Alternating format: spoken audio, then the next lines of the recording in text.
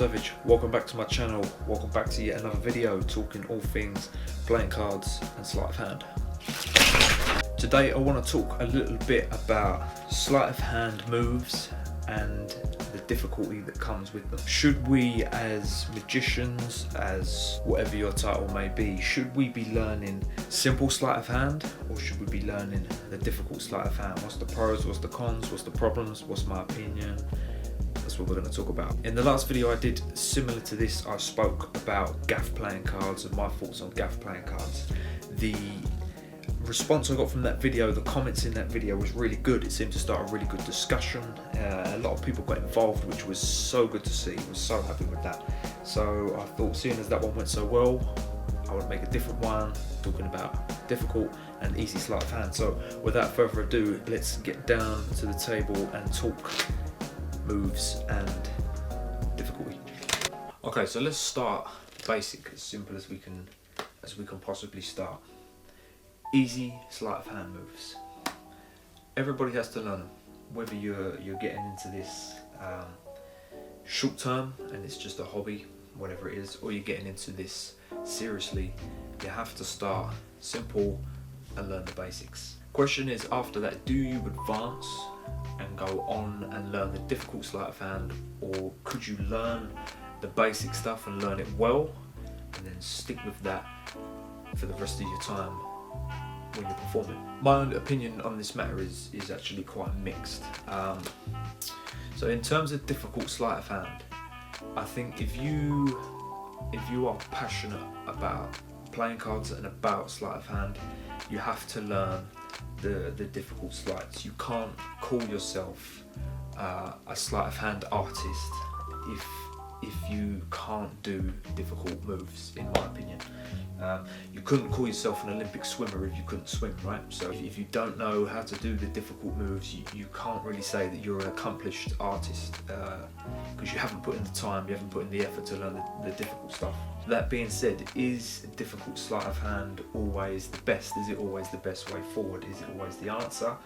Personally, I don't think it is. I mentioned in a video a little while ago about a time I was actually at a bar and somebody came and performed a few things for me, and that day he was using difficult sleight of hand to get from point A to point B.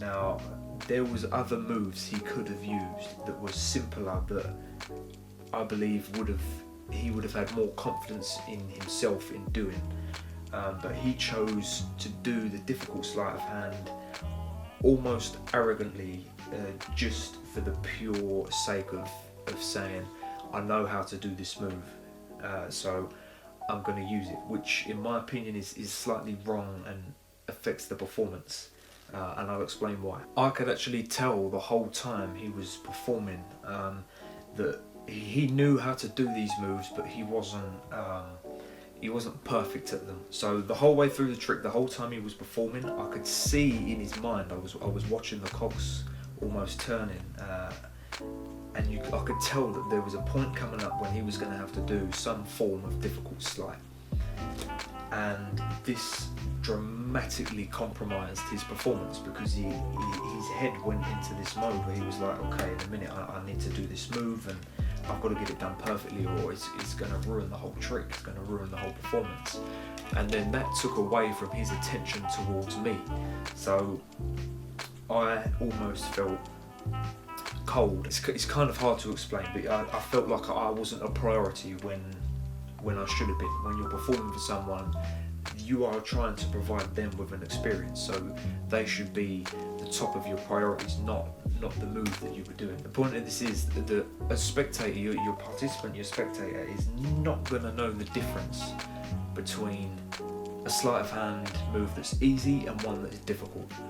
They don't care if you used a riffle shuffle as opposed to maybe a perfect faro shuffle. They're not bothered, as long as you find their card at the end of the trick and they can go away and smile and go, oh my god, this guy, he's done this trick and he found my card. As long as you can provide them with that and they can go away and say that, they don't care how you get there. So is it worth using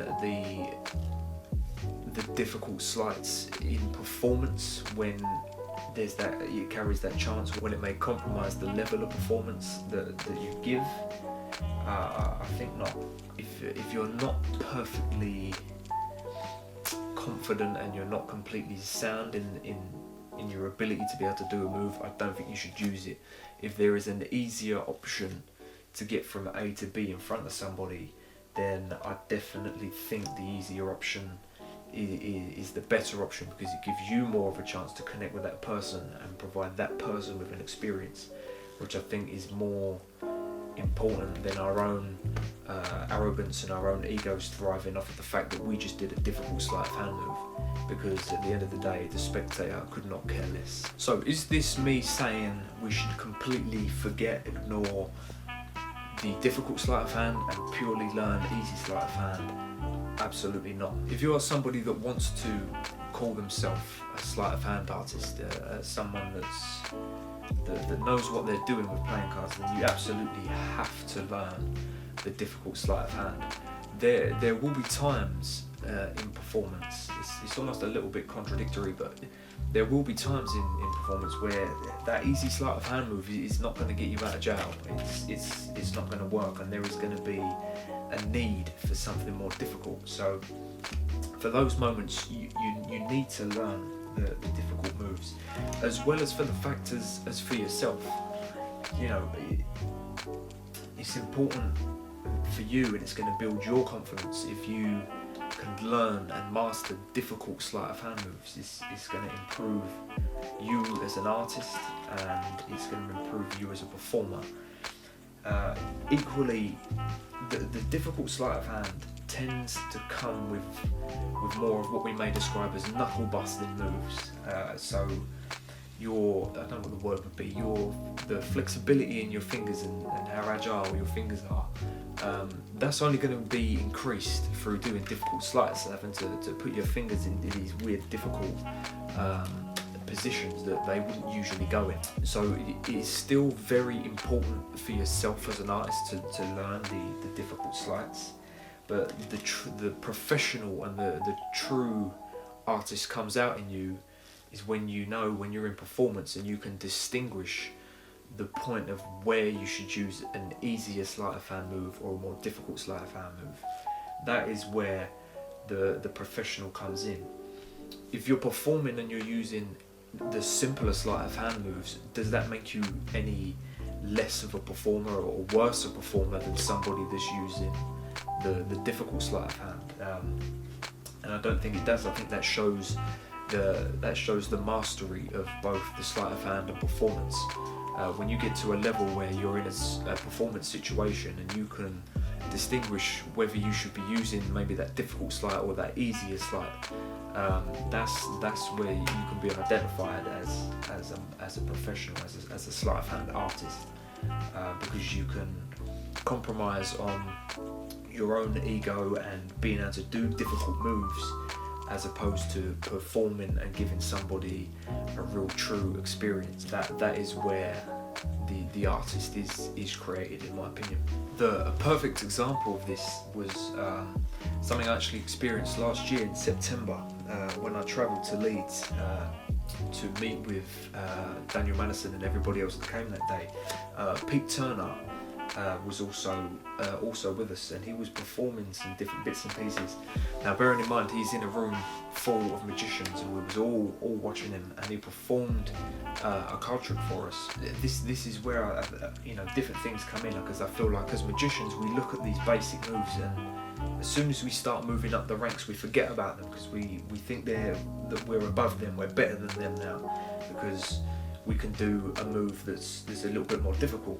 But he performed this trick, and afterwards he offered it out to us and said, has anybody got any idea how that worked? And we was all throwing these ideas at him, these crazy difficult ideas with difficult sleight of hand, or maybe this, or maybe you used this, and he literally sat there and laughed at us all, and in the end he said, I'll show you how I've done it, I've just used the key card. And he'd done this crazy effect that blew everybody away, and we were so because of the level of the effect and because of the response the trick was able to get, everybody thought it was this real, you know, there's going to be some real deep, dark, super difficult sleight of hand move in there to achieve that. And the whole time he'd used a keycard method, which is, you know, one of the first things you're ever going to learn when you begin with playing cards. So that is a perfect example that the easier sleight of hand moves can produce these crazy good performances. So it shouldn't be a thing in your head where if you know the difficult sleights, you have to use them. You know, it is more than acceptable to use the easier sleight of hand.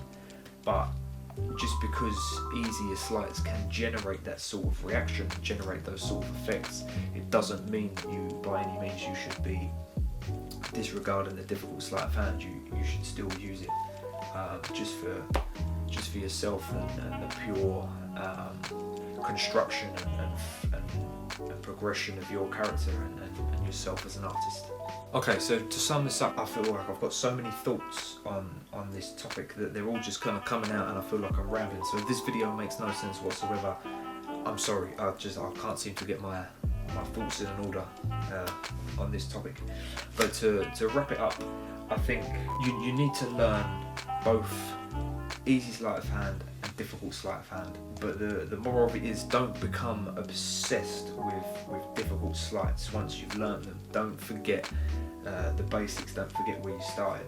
A difficult sleight of hand is not always the best sleight of hand. You can achieve just as good, if not better effects with simple sleight of hand. But still, again, do not deny yourself the opportunity to expand your arsenal and have those difficult sleights in there, because you'll never quite know when you're going to need them.